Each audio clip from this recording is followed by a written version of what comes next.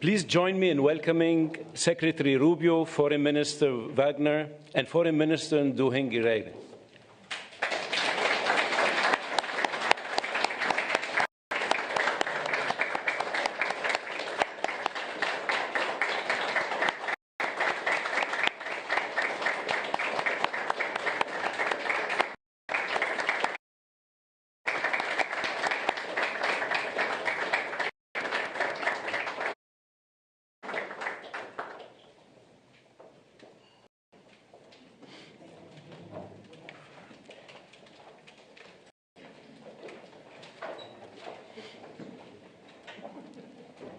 Secretary Rubio, Foreign Minister Wagner, Foreign Minister Nduhungirehe, Minister of State Al-Khulaifi, African Union Chairperson Yusuf, Foreign Minister Ducey, ambassadors, members of Congress, distinguished guests, members of the media, ladies and gentlemen.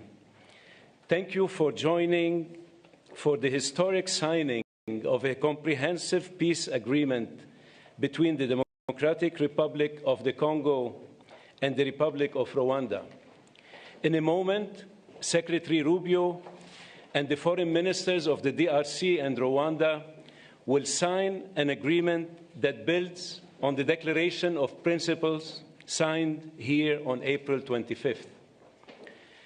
With their signatures, the peace agreement will enter into force, bringing an end to a 30-year conflict and setting both countries and their people on a path towards peace and prosperity.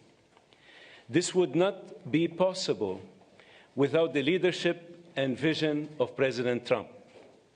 He has made peace a priority of his administration, and we have taken up his call to find a peaceful resolution to this conflict.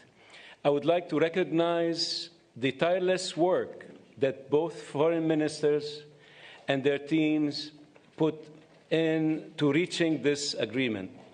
I would also like to recognize the partnership from the government of Qatar, who is driving towards a parallel agreement between the government of the DRC and the M23 armed group. In addition, I would like to acknowledge that the work done under the auspices of the African Union was critical for reaching this agreement. We look forward to coordinating with the AU chairperson and Togolese president, who is serving as the AU facilitator, to ensure implementation of the agreement.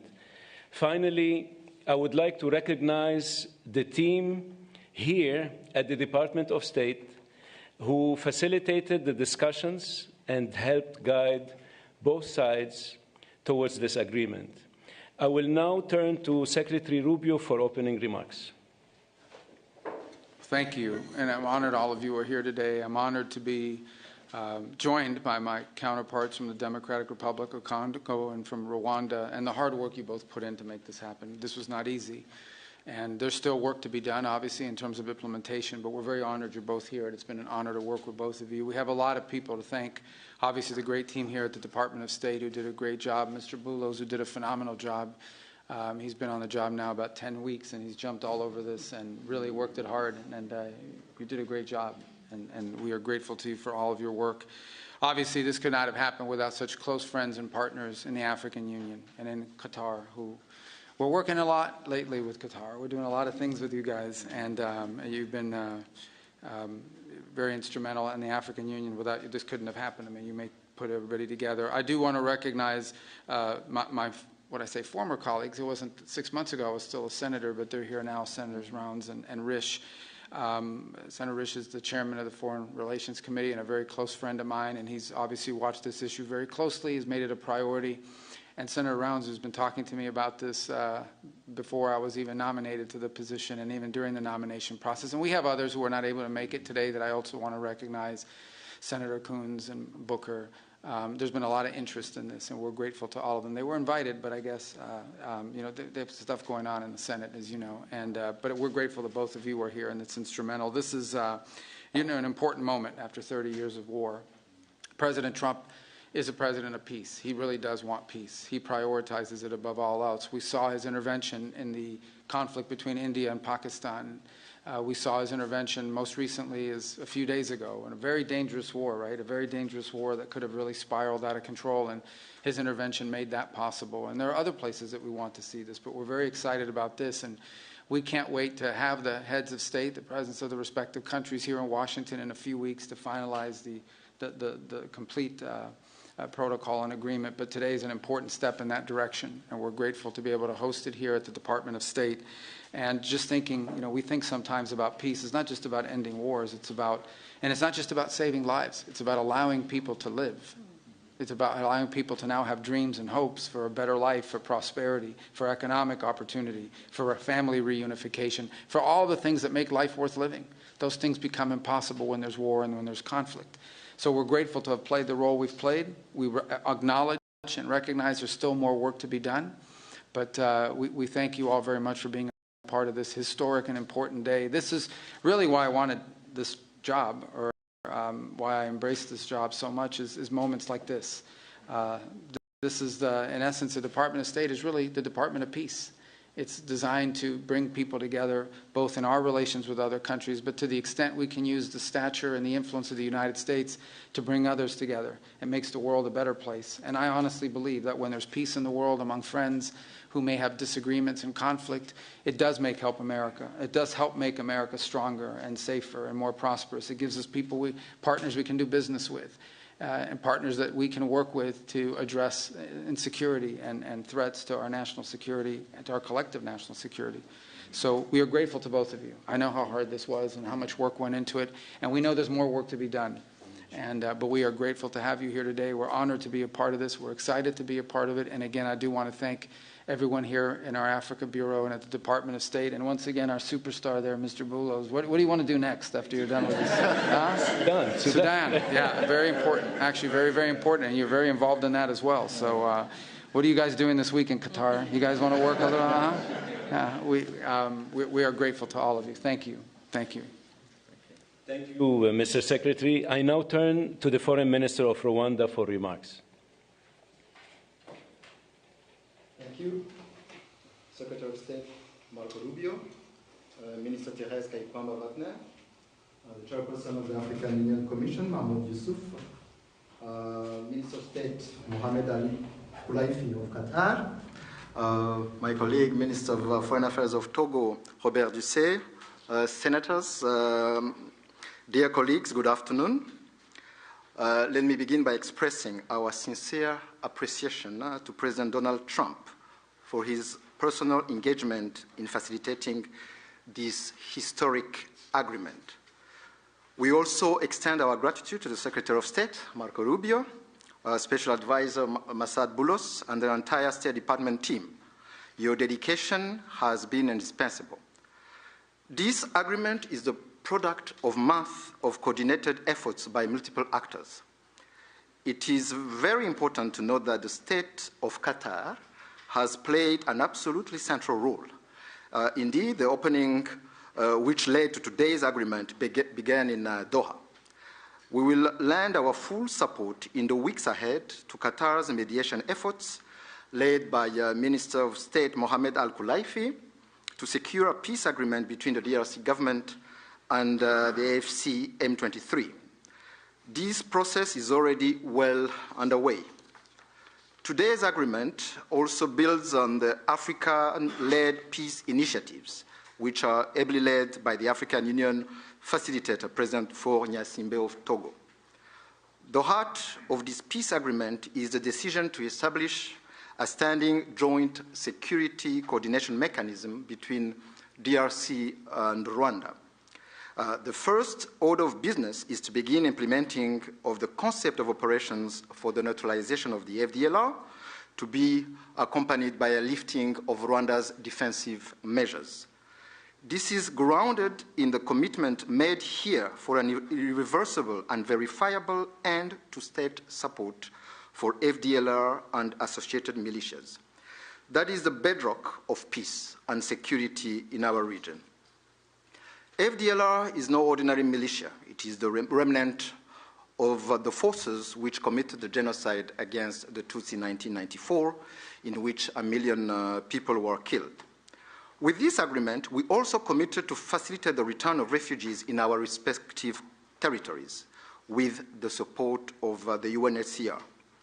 Creating the conditions for the safe and dignified return of refugees is vital to achieve lasting peace. We also took to enhance economic cooperation, including with American companies and investors. Shared growth and cross-border cooperation will unlock tangible dividends for both our countries. We must acknowledge that there is a great deal of uncertainty in our region and beyond, because many previous agreements have not been implemented, and there is no doubt that the road ahead will not be easy. But with the continued support of the United States and other partners, we believe that a turning point has been reached.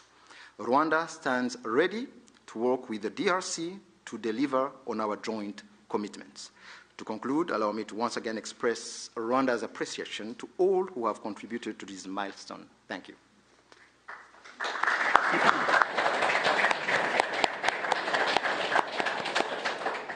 Thank you, Mr. Minister. I now turn to the Foreign Minister of the Democratic Republic of the Congo.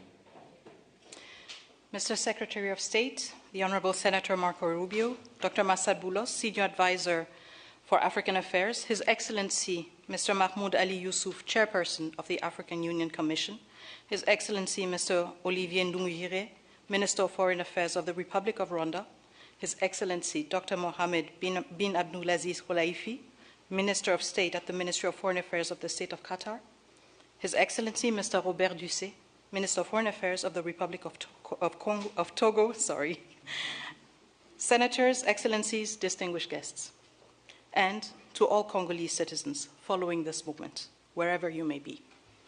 2 months ago in this very room, we signed a declaration of principles, a first tangible step to break with deadlock and chart a path towards peace. Today, that choice takes shape and sustained efforts have come to fruition. With this peace agreement, we open a new chapter, one that calls not only for commitment, but for the courage to see it through. By signing this agreement, we reaffirm a simple truth. Peace is a choice, but also responsibility, to respect international law, to uphold human rights, and to protect the sovereignty of states. Those who have suffered the most are watching. They are expecting this agreement to be respected, and we cannot fail them. This agreement builds on the efforts of many. First and foremost, we want to express our sincere gratitude to His Excellency President Donald J. Trump for his commitment to this peace process. His leadership kept this process focused and goal-oriented, and that from day one. This was further characterized by the quality and resolve of the entire U.S. team, illustrated by the critical support of Senator Rubio and Dr. Boulos. We salute His Excellency President Félix-Antoine Tshisekedi Chilombo for choosing the harder path, a peace rooted in principle and in the dignity of our people. We thank President João Lourenço of Angola, facilitator of the Luanda process, for laying critical foundations. We are also grateful to the State of Qatar and to His Highness the Emir, whose leadership was instrumental in convening the first direct meeting between our two heads of states in March, a courageous step that laid the groundwork for dialogue. Qatar has since facilitated further talks in Doha and remained a principled and steady partner throughout this peace effort. The African Union, through its chairperson and the appointed facilitator, His Excellency Faure Gnassingbé of Togo, have anchored this process in African ownership. Finally, we thank the negotiating team of both the DRC and Rwanda for their perseverance and devotion. This moment has been long in coming. It will not erase the pain, but it can begin to restore what conflict has robbed many women, men, and children of: safety, dignity, and a sense of future. For the Great Lakes region, it offers a rare chance to turn the page, not just with words, but with real change on the ground. Some wounds will heal, but they will never fully disappear. They may grow over, but the skin will forever remain thin and frail, and deep down, the flesh will still remember.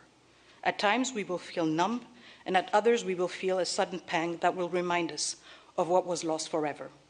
The scars we carry on our bodies and in our souls will remind us of what must never be forgotten, repeated, or accepted. A few days ago in Kinshasa, a coalition of women's organizations shared a clear message with me. Nous ne voulons pas d'une paix d'élite. Nous voulons une paix réelle, vécue, partagée et construite avec nous. We do not want a peace shaped by elites. We want a peace that is real, lived, shared, and built with us. To our fellow citizens in the East, this agreement was signed with you in mind.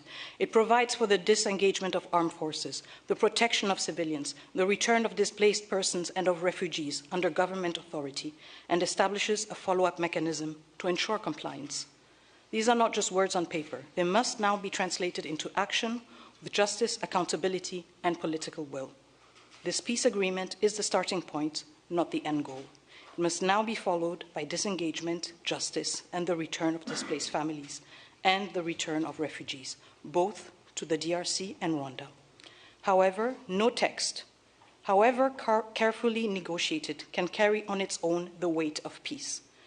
I still remember, on the day we signed the Declaration of Principles, a member of the US team said, "If it were easy, it would have been done a long time ago." That holds true now more than ever. What we have signed is only as strong as our will to implement it. We, the DRC, will certainly and resolutely fight for this agreement to be respected, not with our words, but with our deeds. Today, we have chosen peace. What matters now is that we protect it and prove to our people and to the world that even in a region marked by deep scars, dignity and cooperation can prevail. So now, our work truly begins. Thank you.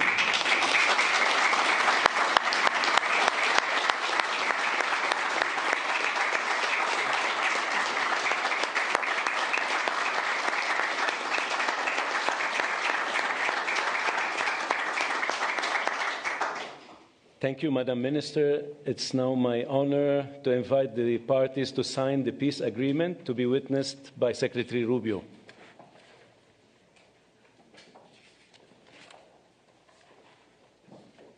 The agreement being signed includes provisions on the respect for territorial integrity and the prohibition of hostilities, the disengagement, disarmament, and conditional integration of non-state armed groups, the establishment of a joint security coordination mechanism, the facilitation of the return of refugees and internally displaced persons, as well as humanitarian access, the reaffirmation of MONUSCO's mandate, and the establishment of a regional economic integration framework.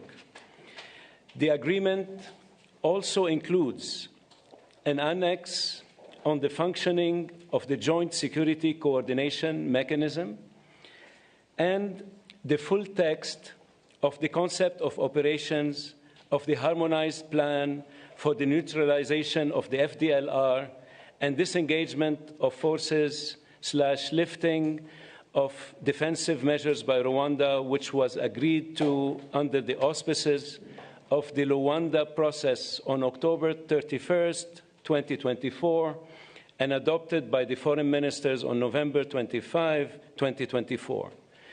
With the parties' signatures today, the agreement immediately enters into force. Thank you very much. Congratulations.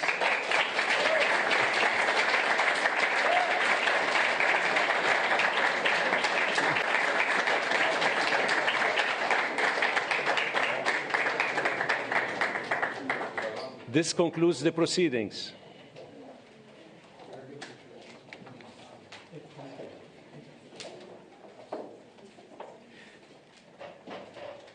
Kindly stay seated while the parties depart. Can we get a quick picture with the two senators? Yes, please.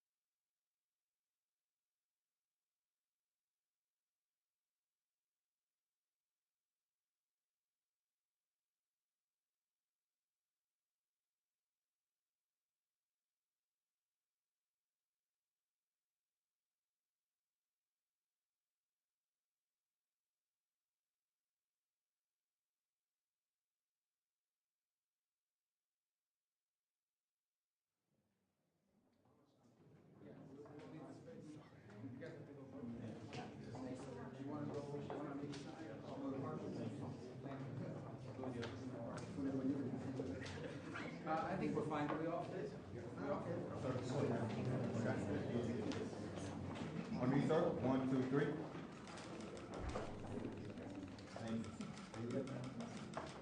Thank you.